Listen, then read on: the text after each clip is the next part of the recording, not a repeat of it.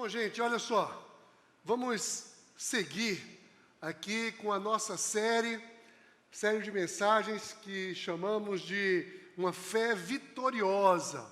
Essa é a nossa série, uma fé vitoriosa. E eu lembro dos versos de um poeta, do poeta Gilberto Gil. Lembra aquela música que ele diz assim, eu vou cantar não, eu só vou dizer, né? Ninguém merece eu cantando aqui, mas ele diz assim, andar com fé eu vou, que a fé não costuma falhar. Olha, eu meditando nesses versos, eu entendo que isso é um desejo. A fé é um desejo, uma necessidade de todas as pessoas. Todo mundo tem um desejo, todo mundo tem ali um foco, e toda fé que se coloca em alguma coisa, o desejo é que aquela fé ela não falhe, essa fé seja uma fé vitoriosa. Eu confesso que não sei bem a motivação do poeta, quando escreveu aqueles versos, o seu desejo, mas se você, quando começa a ouvir ou ler a letra toda, ele coloca algumas coisas aqui que parece que traz alguma dúvida, porque ele diz assim, a fé está na mulher, a fé está na cobra coral. Não é a parte da mulher que eu queria pegar, mas a fé está na cobra coral. Poxa, ele deposita fé na cobra coral. Está tão difícil ultimamente ele depositar a fé na cobra coral. Meu santinha, misericórdia. A gente vê aí, olha só, depositou a fé na cobra coral. Essa fé falha, né? Deposita a fé na cobra coral é uma tristeza. Mas nós não estamos falando de uma fé qualquer. Não estamos falando de uma fé em coisas. Nós estamos aqui falando de uma fé vitoriosa. E uma fé vitoriosa, ela é centrada na pessoa infalível do nosso Senhor Jesus Cristo. Essa fé, ela não costuma falhar. Não é que ela costume ou não costume. Essa fé não falha. A fé é vitoriosa. É uma fé vencedora. É uma fé infalível. É essa fé que nós estamos falando. Nós estamos usando como base para essa série o texto de 1 João 5,4, que diz o quê? Porque todo que é nascido de Deus vence o mundo. E essa é a fé que vence o mundo. A nossa fé. A fé vitoriosa, ela depende de nós sermos nascidos de Deus. Nascido de Deus. Ser nascido de Deus é um ato de fé. É um ato de graça de Deus para conosco e um ato de fé de quem se apropria dessa verdade. Nós seguimos então na quarta mensagem da série, onde já tivemos a oportunidade aqui de falar anteriormente que essa fé vitoriosa, ela define a minha identidade, quem realmente eu sou. Nós vimos que essa fé também ela traz refrigério para a nossa alma. E na semana passada tivemos a oportunidade de falar que é essa fé que muda as minhas atitudes. Eu passo a ter atitudes novas, diferentes, empoderadas. Hoje, nós vamos aprofundar um pouco e trazer uma questão que está muito relacionada com a fé. O nosso tema hoje é a fé vitoriosa renova a minha esperança. A minha esperança. Como anda a sua esperança? Aonde você tem depositado a sua esperança? Olha, as Escrituras Sagradas, elas trazem dezenas de citações sobre esperança. Dezenas de citações. E todas as citações de esperança, elas estão relacionadas ali sempre num contexto de fé. Sempre no contexto de fé. A esperança, ela anda lado a lado com a fé. Aliás, ela é alimentada. A esperança, ela depende da fé. É a fé quem alimenta, quem recarrega, quem impulsiona a nossa esperança. Vê o que o profeta Jeremias, ele traz, né, de Deus trazendo como alento para o seu povo. Em Jeremias 29, 11, ele diz assim, porque sou eu quem conheço os planos que tenho para vocês, diz o Senhor. Planos de fazê-los prosperar e não lhes causar danos, planos de dar-lhe esperança e um futuro. Já pensou? O que é que o Senhor tem para a sua vida? O Senhor está dizendo, olha, você pode ter muitas coisas, muitos planos, muitas expectativas, mas eu conheço os planos que tenho para vocês.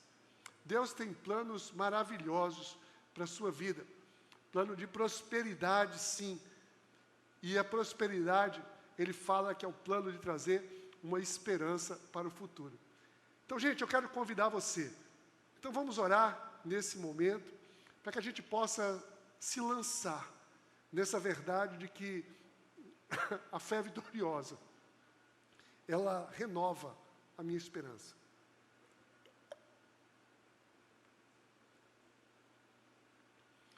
Pai, em nome de Jesus, bendizemos o Teu santo nome e colocamos aqui diante de Ti a nossa vida agora, Pai.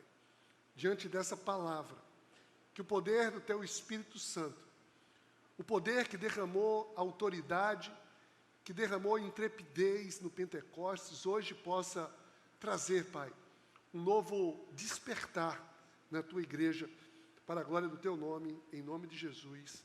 Amém. Olha, temos dito recorrentemente que toda a fé cristã, ela é fundamentada numa mensagem de esperança. Toda mensagem. A fé cristã não nos faz olhar para o passado, mas nos aponta sempre para um futuro, sempre para algo. São promessas, é um destino, é algo que o Senhor tem para cada um de nós. E olha, eu sei que existe um ditado popular, talvez você já tenha até dito isso na sua vida algum dia. Tem gente que diz e vive por esse lema de dizer que a esperança é a última que morre, não é verdade? Agora, parece que isso não tem sido uma constante para muita gente. Tem muita gente que tem sido tomada por uma falta de esperança completa. E olha, a falta da esperança, ela move a pessoa para uma situação de desespero. Desespero é a ausência da esperança. Então temos muita gente que tem sepultado as suas esperanças. E nós precisamos entender que desde a queda, lá no Éden, o ser humano perde o rumo, o propósito daquilo que Deus criou, mas o Senhor tem mostrado recorrentemente o seu amor, o seu interesse em um resgate, em trazer de volta a esperança para o povo, a esperança para a humanidade. Sabe por quê? Porque para nós, cristãos, a esperança não é a última que morre. Para nós, a esperança não morre jamais. A nossa esperança, ela não morre jamais. Mas nós precisamos alimentá-la. Nós precisamos abastecê-la. Nós precisamos impulsionar a nossa esperança, que às vezes vai ficando meio desnutrida. E não se trata aqui de querer ser um otimista, né? Não se trata de otimismo ou pessimismo. Aliás, eu gosto muito de uma citação de Ariano Suassuna, né, o grande Ariano Suassuna. Ele tem uma citação que ele diz assim, vê comigo: o otimista é um tolo, o pessimista um chato, bom mesmo é ser realista e esperançoso. Então não se trata de otimismo ou pessimismo. Nós precisamos olhar a realidade. Existe uma realidade que está posta, mas eu preciso colocar diante dessa realidade uma viva esperança. Eu preciso ser um realista esperançoso. E facilmente, o nosso cotidiano nos coloca em situações que nos desestruturam. É muito fácil nós perdermos a esperança. É muito fácil a esperança ser roubada de cada um de nós. É muito fácil pessoas se verem sem possibilidades, sem alternativas. Mas olha o que Paulo disse, escrevendo aos Romanos. Ele disse assim: esperança que se vê não é esperança. Quem espera por aquilo que está vendo. Mas se esperamos o que ainda não vemos, aguardamo-lo pacientemente. A nossa esperança não está nas circunstâncias que nós estamos vendo, não está nas possibilidades que estão diante de nós. Não. A nossa esperança está em algo muito maior, que nós não estamos sequer vendo ainda, mas aguardamos pacientemente. Essa nossa esperança precisa ser regada pela fé. Eu sei que existem pessoas que vivem permanentemente na expectativa de um milagre. E olha, e se só um milagre para lhe devolver a esperança, eu quero lhe dizer, a nossa esperança não pode estar em outro senão em Jesus Cristo, o Senhor que opera milagres. Não pode estar em outra coisa qualquer, não. Eu quero te convidar para que a gente possa ver aqui alguns aspectos, como eu posso manter a minha esperança renovada pela fé vitoriosa. Então vejamos o seguinte, a fé vitoriosa, ela renova a minha esperança, sabe quando? Eu quero ver aqui pelo menos 4 aspectos. O primeiro deles, quando eu mudo a minha forma de pensar. Eu preciso mudar a minha forma de pensar. Mudança de mente, né? Tem um termo grego que usa para isso, para conversão, metanoia, mudança de mente. Eu preciso mudar a minha forma de pensar. É natural que, muitas vezes, o sentimento faça com que a nossa mente fique remoendo uma situação que a gente esteja vivendo e que, muitas vezes, está abalando a nossa esperança. E olha, quando a gente está largado, a palavra é essa, largado em meio a esses pensamentos, sabe qual é a tendência? A tendência é sempre a gente pensar o pior. A gente sempre é levado a pensar o pior. Nós somos sempre tragados a pensar o pior. E não poucas vezes, a ansiedade vem roubar a nossa razão e a gente sofre. Sabe aquele sofrimento por antecipação? Mas preste atenção o que o profeta Jeremias aconselha em Lamentações 3:21. Ele diz assim: todavia, lembro-me também do que pode me dar esperança. Percebe? Aqui o que é que ele diz, olha, eu sei que tem muitas coisas aqui na minha mente, muitas coisas podem estar me perturbando, mas eu preciso lembrar daquilo que pode me dar esperança. Quem tem uma fé centrada em Jesus, tem motivos de sobra para limpar a sua mente e trazer à sua mente o que pode dar esperança. O texto que lemos hoje aqui, que Silvio leu, do Salmo 126, o salmista traz à memória os feitos do Senhor sobre aquele povo, sobre o povo de Israel, sobre o povo de Sião. E olha o que diz os versos 1 e 2, ele diz assim: quando o Senhor trouxe os cativos de volta a Sião, foi como um sonho. Então a nossa boca encheu-se de riso, a nossa língua de cantos de alegria. Até outras nações se dizia: o Senhor fez coisas grandiosas por esse povo. Gente, eu não sei se você consegue perceber a profundidade dessa expressão aqui, desse salmo, mas a lembrança dos feitos do Senhor, eles servem como um antídoto para a desesperança, para o desespero, e que muitas vezes contamina a nossa mente com diversas circunstâncias. Mas agora, eu só posso trazer à memória aquilo que um dia passou pela minha memória. Eu não posso trazer à minha memória algo que eu nunca vi, nunca soube, nunca escutei. Então, a vida com o Senhor é uma vida com experiências. Se você teve uma experiência com o Senhor, você pode lembrar dessa experiência. Mas se você não teve ainda todas as experiências possíveis com o Senhor deixou para cada um de nós isso aqui, ó, a palavra, para que nessa palavra nós pudéssemos mergulhar e ver tudo aquilo do Senhor, desde a criação, tudo aquilo que pode trazer esperança. Sabe por quê? Porque a Escritura é a fonte de toda a esperança. Está tudo relatado aqui. Olha só o que diz o Salmo 119. Diz assim: na tua palavra coloquei a minha esperança. Na tua palavra. A tua palavra são os teus princípios.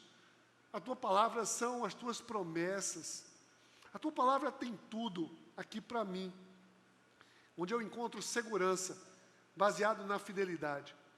Não dá para eu querer alimentar a minha esperança com tendências, com modismos, com opiniões, muito menos com sentimentos. Não são os sentimentos circunstanciais. A palavra de Deus é a fonte onde eu posso encontrar esperança. Sabe por quê? Porque só assim eu posso também mudar a minha mente, fortalecendo o meu caráter. Olha o que diz o salmista no Salmo 25, ele diz assim: que a integridade e a retidão me protejam, porque a minha esperança está em ti. Gente, quando eu sigo os princípios do Senhor, eu vou moldando, eu vou fortalecendo o meu caráter. E quando eu fortaleço o meu caráter, a minha mente ela é transformada. Muda a minha forma de pensar. Eu passo a focar na esperança no Senhor. Mas em segundo lugar, a fé, ela renova também a minha esperança. Além dessa atitude de eu mudar a minha forma de pensar, sabe quando? Quando eu coloco diante de Deus, eu coloco cada coisa no seu devido lugar. Cada coisa eu preciso colocar no seu lugar. Porque são diversos os motivos que influenciam a construção da nossa vida. Nós vamos construindo a nossa vida com influências que recebemos, influências sejam elas sociais, familiares, profissionais. Mas muitas vezes nós vamos construindo a nossa vida com prioridades completamente desordenadas. Nós vamos construindo a nossa vida com as coisas fora do lugar. A nossa vida vai ficando, sim, desordenada. Isso pode representar um grande perigo de onde eu estou efetivamente colocando a minha esperança. Será que eu tenho colocado a minha esperança em coisas? A ambição é muitas vezes confundida. A ambição é colocada diante de nós, aonde nós precisamos, precisamos juntar bens materiais. Por exemplo, muitas vezes, a mídia, o marketing, empurra as pessoas a uma geração de necessidades que nós não temos e proporciona uma falsa sensação de insatisfação e uma falsa sensação de que só o dinheiro pode me devolver a esperança. Só o dinheiro. Agora, isso tudo parece que vai se tornando uma utopia, porque nós vamos vivendo uma sociedade cheia de injustiça, onde a falta de oportunidade causada pela desigualdade e o desajuste vai roubando a esperança. Ora, se a minha esperança está em eu conseguir coisas, e eu não consigo coisas, isso só mina a minha esperança. Eu preciso entender, definitivamente, cada coisa precisa estar em seu devido lugar. A esperança não pode, a esperança não está no dinheiro. Olha o que diz Eclesiastes 5:10, diz assim: quem ama o dinheiro jamais terá o suficiente. Quem ama as riquezas jamais ficará satisfeito com os seus rendimentos. E é com muita tranquilidade aqui que eu quero dizer para vocês. Eu não estou trazendo uma demonização ao dinheiro ou aos bens materiais, não. Mas é apenas organizar a minha vida e colocar em seu devido lugar. O dinheiro não pode ser o nosso Senhor. O dinheiro, ele deve nos servir. O dinheiro, ele serve as pessoas, sim. É uma maneira como nós estamos organizados socialmente. Mas a nossa esperança está em Deus. Isso precisa ficar no seu devido lugar. Olha o que diz o profeta Joel, no capítulo 2. O profeta Joel, ele diz assim: então, o Senhor mostrou zelo por sua terra e teve piedade do seu povo. O Senhor respondeu ao seu povo. E preste atenção nessa resposta.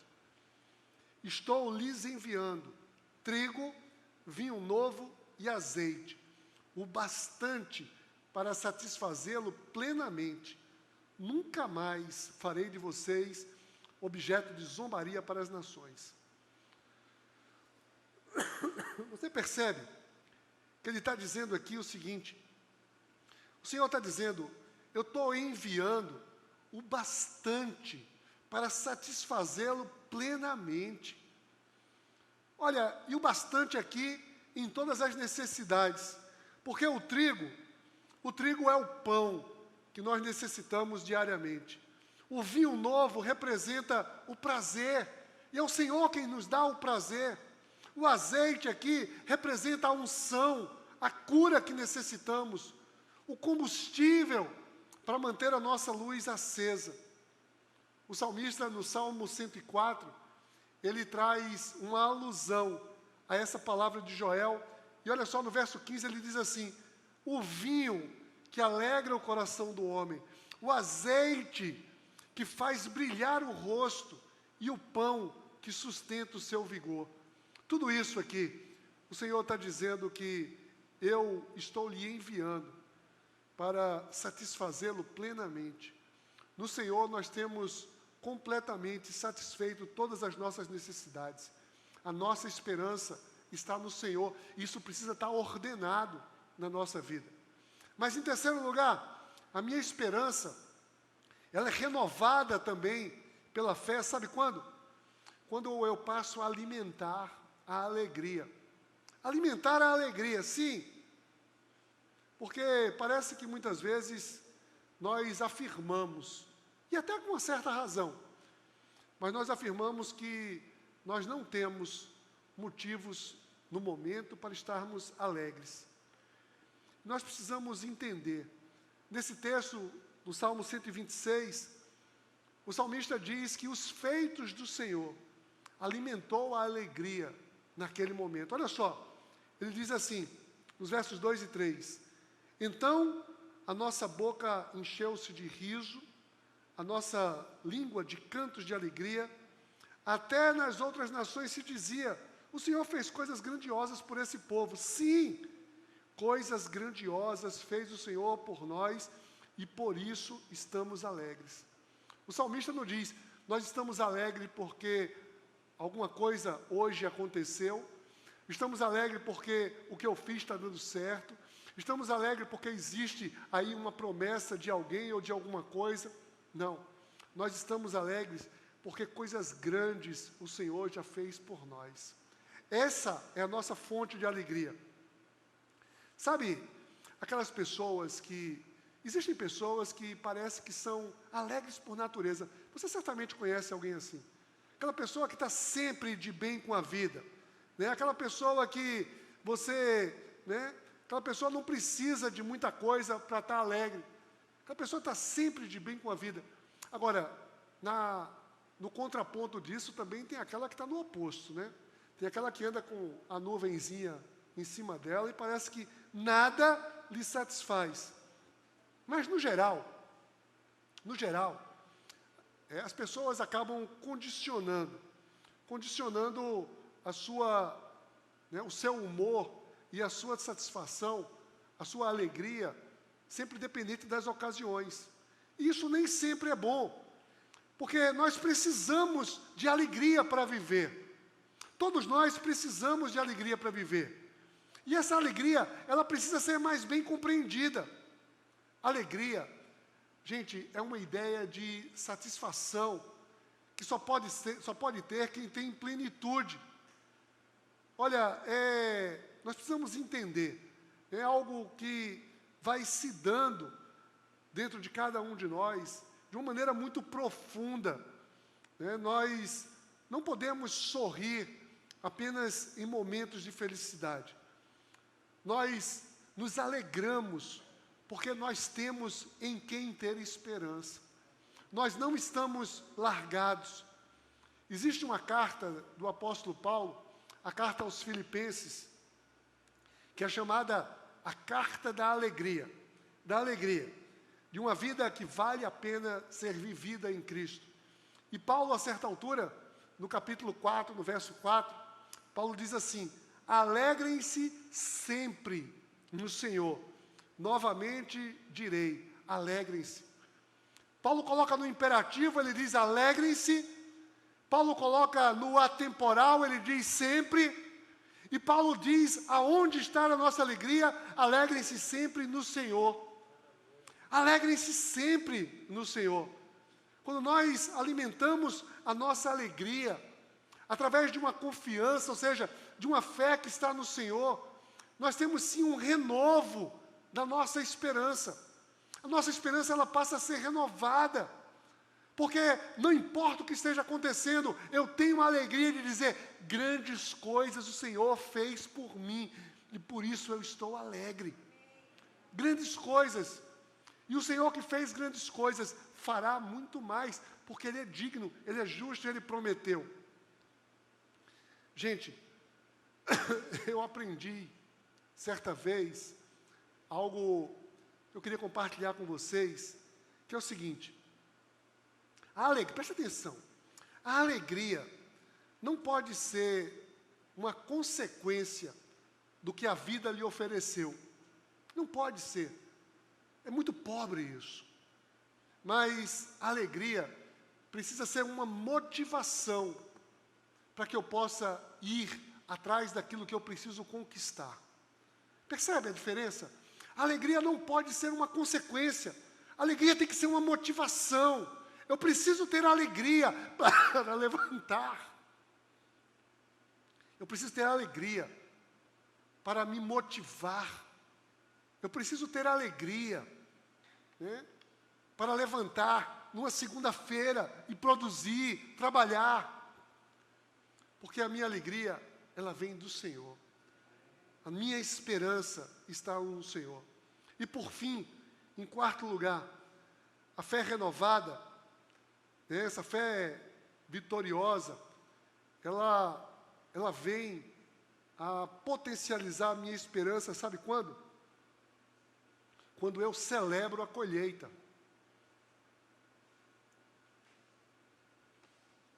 Olha, acompanhe comigo, colheita é algo que remete a uma vitória, não é verdade? A colheita deu certo.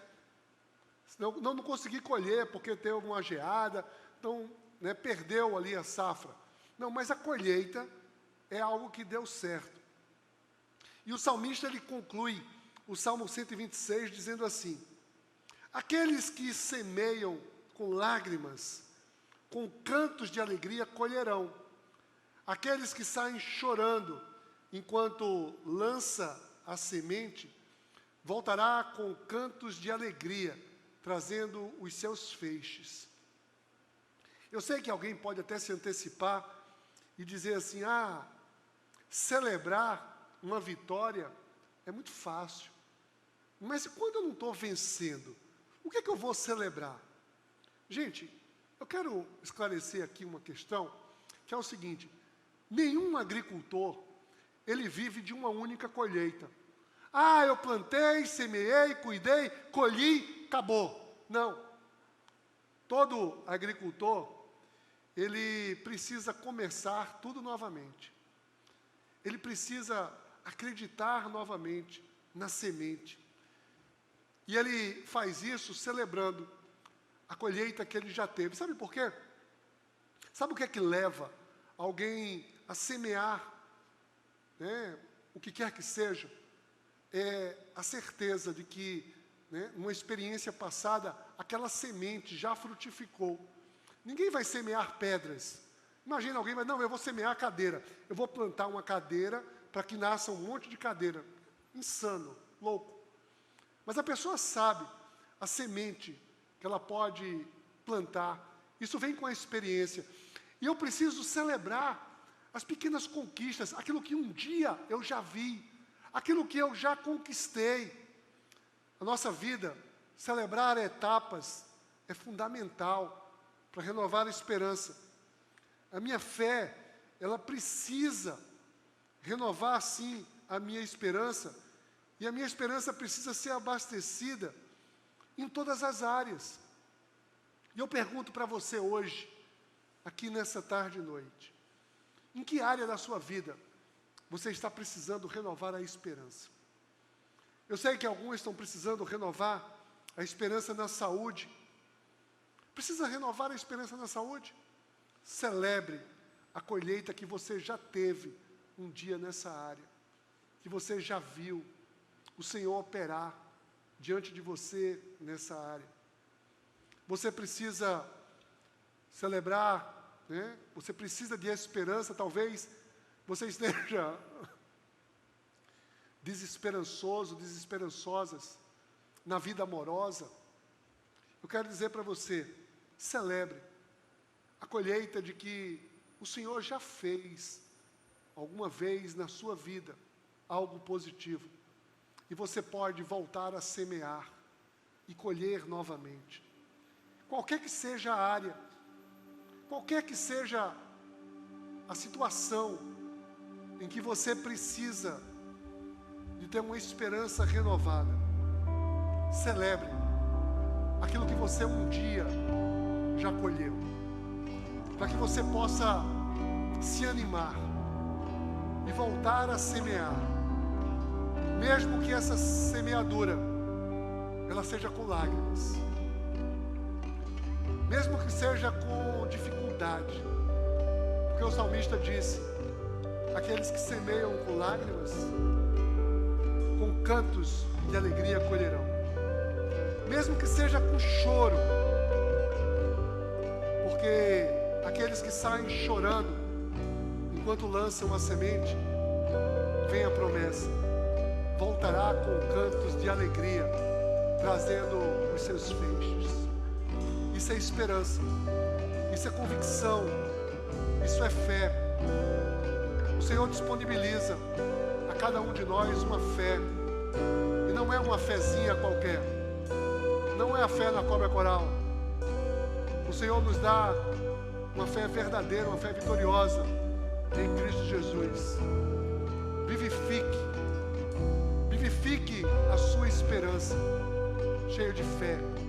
Creia, tome decisões, mude a sua forma de pensar, coloque cada coisa no seu devido lugar, alimente. Você é responsável por alimentar a sua alegria, e celebre cada colheita, celebre cada vitória, por menor que tenha sido, mas celebre, porque é o Senhor que te deu, e o Senhor trará para você, sim, feixes de vitória. Eu quero orar por você nesse momento, que você possa colocar o seu coração aonde você necessita de uma esperança viva, aonde você hoje encontra desnutrição na sua esperança. Eu quero que você abra o seu coração nesse momento, colocando-se diante de Deus. Pai, Deus Todo-Poderoso, Tu és o Senhor que traz de volta a esperança viva, renovada. Enche os corações, Deus, do Teu povo, cada qual aonde estiver, os que aqui estão, os que estão em casa, vai em cada lar nesse momento, invadindo, Senhor Deus, tirando tudo aquilo que tem sugado, que tem drenado a esperança, levado pessoas a um desejo de desistir. Mas nós queremos, Pai, nós queremos nos abastecer. Tu és a nossa esperança. Vem, Senhor Jesus, traz a cada um de nós a alegria do Teu poder, o poder do fogo de Pentecostes, que queima, que purifica, que vivifica e traz uma esperança nova, renovada, glorificando o Teu santo nome, em nome de Jesus. Amém, Senhor.